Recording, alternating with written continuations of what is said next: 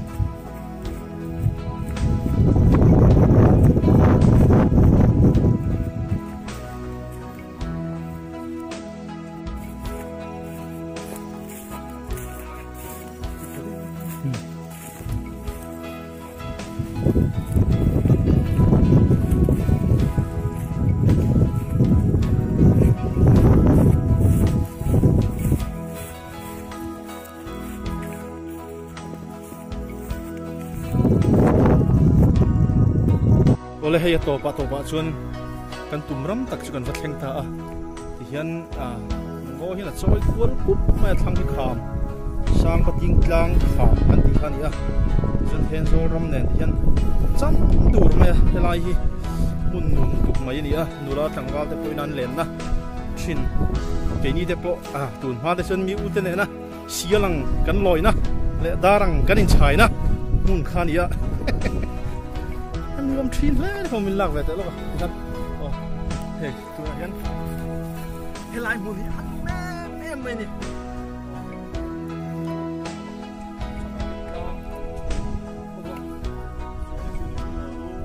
ôi cô ẩm thế thật rồi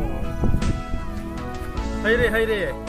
tụi nó hiện hay Darkhuma tawngtai pu kan thengthaw chuan hei lại hiện thong kham sang tuk mai ni chuan ta hian tun ha in Darkhuma nên là tawngtai chui na thì hay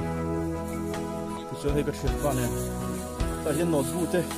Bible không Bible không làm Bible thế lâu mà thế tại hiện Bible thế là tại hiện